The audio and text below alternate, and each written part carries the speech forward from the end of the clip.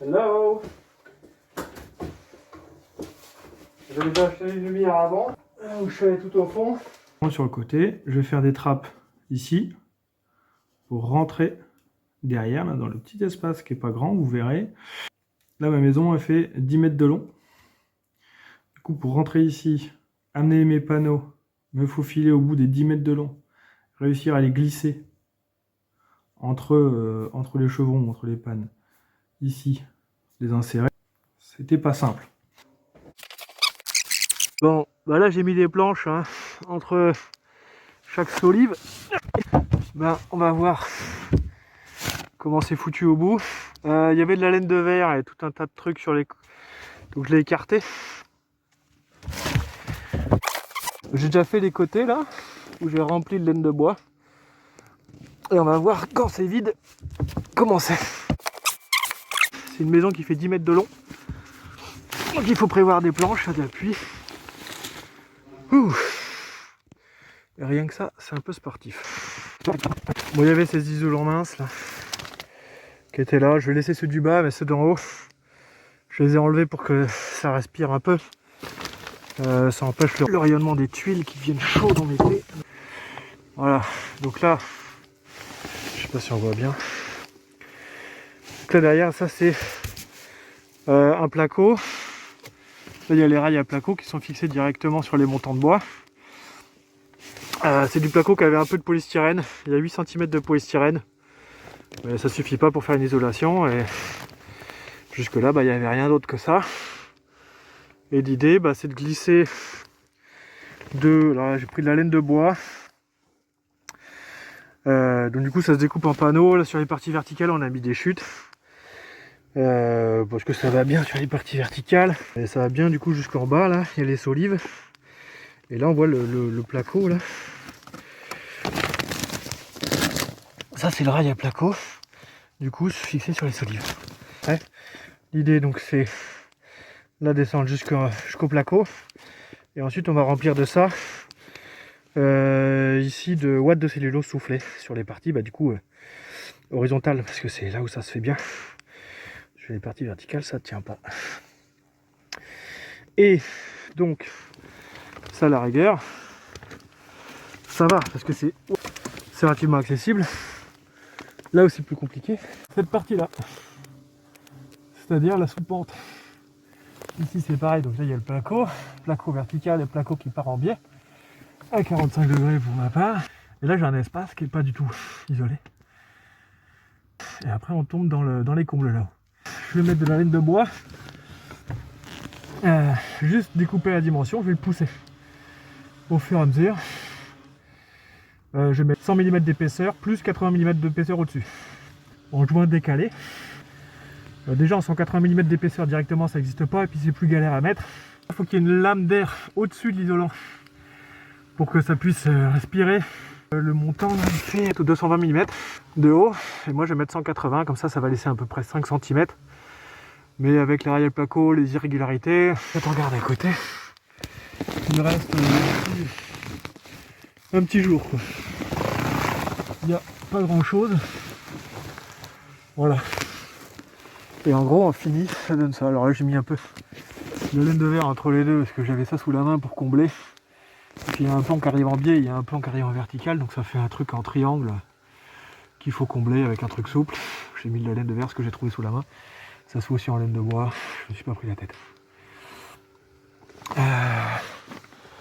Donc voilà.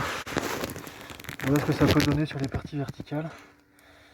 Voilà, en découpant et en lacérant directement, donc du coup par les combles latéraux. Et voilà ce que ça donne. Je m'attendais peut-être pas à ce résultat-là. Franchement, ça se pose plutôt pas mal. Revenons à notre partie en biais. Je vais essayer de vous montrer un peu comment ça marche. Donc là, j'ai inséré un bloc. Bon, voilà, il est fini. Hein. Voilà, un bloc de 50 cm de large. Juste ce qu'il faut, 5 mm de plus. L'espace disponible pour le mettre. À 45,5.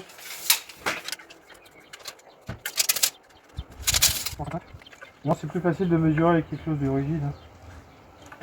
Avec 1 mètre.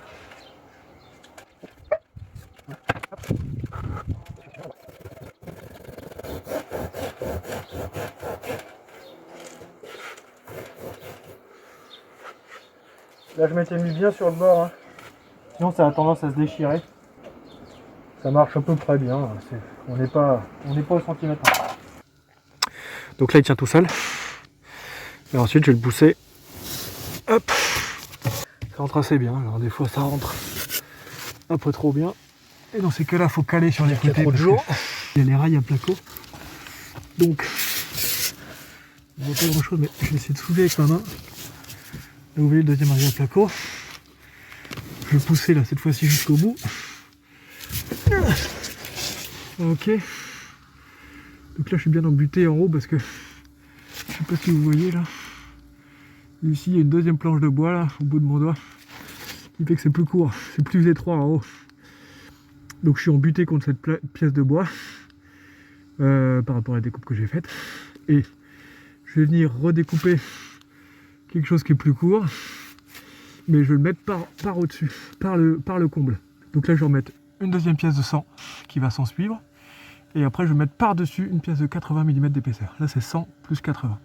Plus 8 cm de polystyrène à peu près. Ça va faire l'isolation dont j'ai besoin. Voilà, parce que ça s'additionne. Et ça fait à peu près un de 6 et quelques. Là, je suis à 48. Hop là.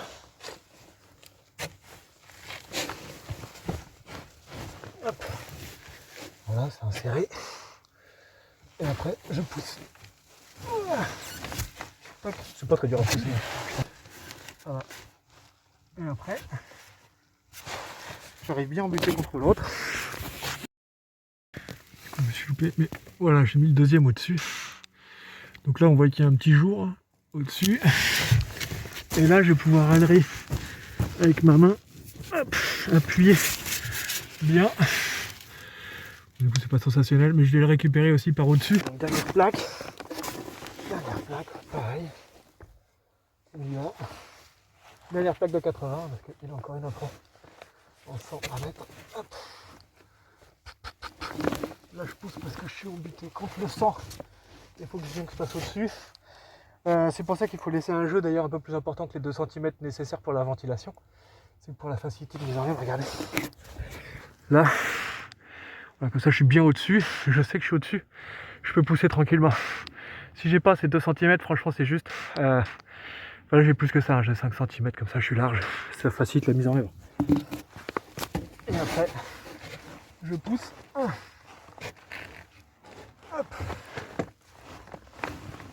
Voilà. Et vous n'avez plus rien vu, mais en gros je suis arrivé là. Voilà. Et une fois que je suis arrivé là, je suis arrivé embuté contre le précédent. Et là, vu qu'il y a un jour, je vais appuyer dessus comme je peux.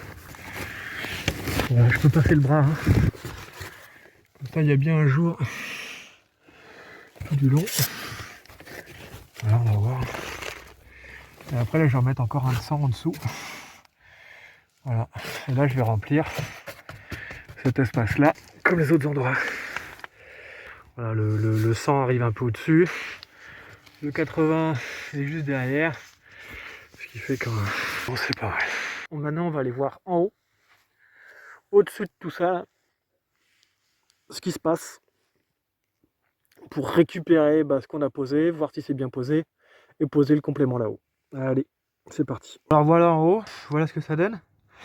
Donc là, en bas, ici, on a le 100 en épaisseur et au-dessus on a 80. Donc on a bien un espace entre le pare-pluie qui est un peu abîmé par endroit, mais bon, j'ai quand même pas voulu le dégrader, comme ça ça permet la circulation de l'air, hein, hop, qui monte. Donc ça c'est le plafond. On va peut-être reprendre la base. Donc ça c'est les solives qui sont du coup sur le grenier. Hein. La tête de mon grenier, là on voit pas très bien. Comme je vous ai dit tout à l'heure, c'est un beau contre-exemple. Enfin, c'est d'où la nécessité aussi de regarder ce qui se passe. C'est que là, l'épaisseur de 100, là, il est embuté sur le rail à placo. Il n'est pas embuté sur la proéminence du bois. Je voulais qu'il arrive ici, jusque là. Et comme ça j'enfile l'autre par-dessus. Voilà, je vais pas tout enlever, hein. Il faut que je fasse un petit bout un peu plus large. Donc là j'avais mesuré 48, donc pour aller jusque dessous là. Et après je vais en mettre un autre par-dessus qui aille. Du coup ça fait 3 cm. Donc j'ai fait un truc de 45. Mais c'est pas grave, ça c'est bien aussi l'idée de contrôler par le haut ce qu'on a fait par le bas. Par contre, on voit bien que le morceau de 80 mm d'épaisseur, il est bien arrivé là en butée comme je voulais. Donc j'ai poussé suffisamment pour arriver en butée sur ce montant là. Et comme ça, j'aurais juste à mettre un morceau de 80 d'épaisseur pour le mettre à hauteur que celui d'à côté. 40 cm de boîte de cellulose soufflée et plus l'affaissement derrière par son propre poids, du coup 30 cm. Donc là, cette fois-ci, ça va être entre ces deux montants là. Je l'insère et je le glisse. Vous voyez qu'une main, il y avait une vis qui dépasse. Ça a tendance à arracher un peu la matière, donc si on peut passer en dessous, c'est quand même pas mal. Voilà.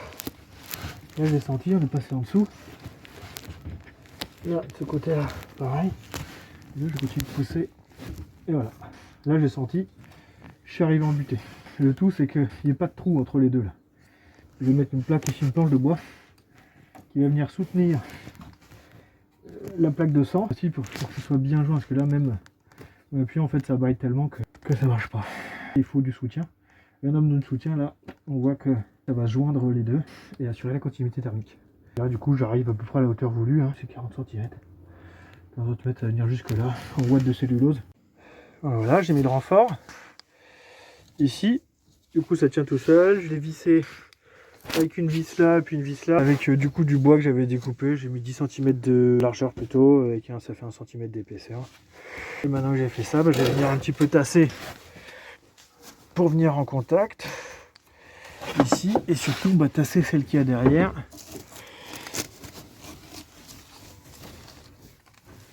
Voilà, pour qu'il n'y ait pas de jour entre les deux. Et ça fonctionne bien. Et après, comme ça, on viendra mettre bien de la laine, la ouate de cellulose sur, suivant la pente ici, ça va bien marcher.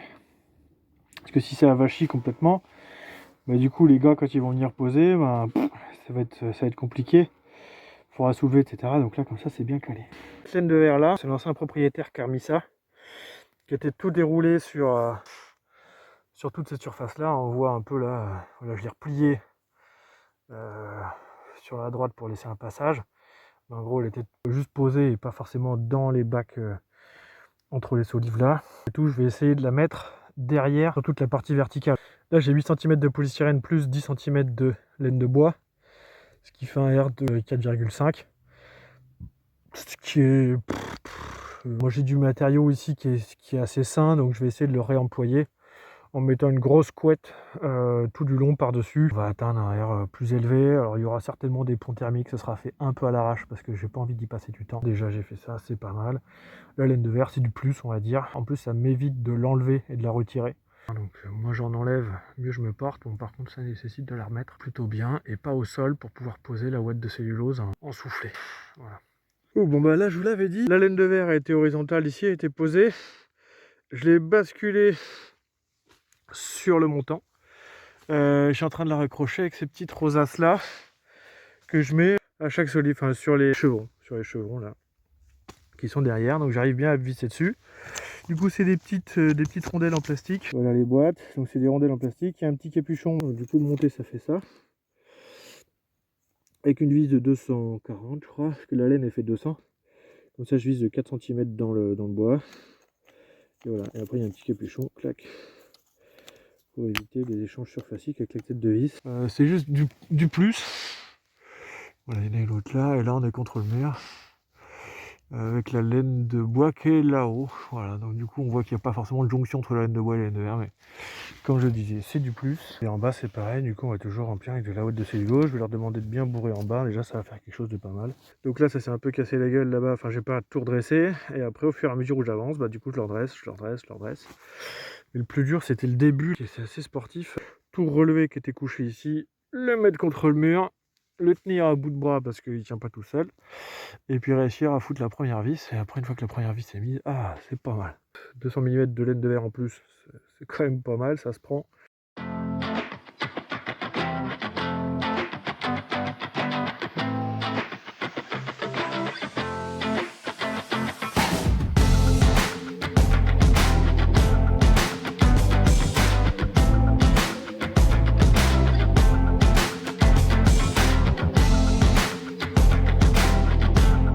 Bon, ce qui était pénible ici, c'était la VMC. Du coup, ça c'est le tuyau d'évacuation sur le toit qui va être bien dans le remplant, qui était relou.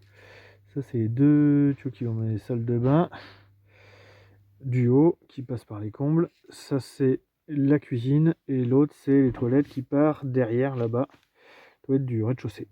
Et là c'est pareil, j'ai mis deux épaisseurs, donc une de 100 derrière le montant là et une de 80. J'ai mis 180. En haut, vous pouvez voir.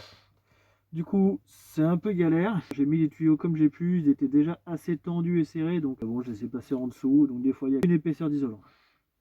Bon, après, normalement aussi, c'est comme c'est de l'air qui vient de la maison qui arrive ici et qui ressort par celui-là. Globalement, on peut se dire que c'est de l'air à température de la maison. Donc, finalement, il n'y a pas vraiment besoin de l'isoler à proprement parler, que ça fait même partie de l'isolant parce que c'est de la température de la maison. Bon, ça c'est le raisonnement mano. Ça c'est la petite trappe dans la salle de bain. Voilà, c'est du 60 par 60. Autant dire que pour passer les panneaux en 60 cm, ben, c'est bien la diagonale. Et c'est chaud. Et pour finir, fermez les trappes. Plus bande, enduit, ponçage et peinture.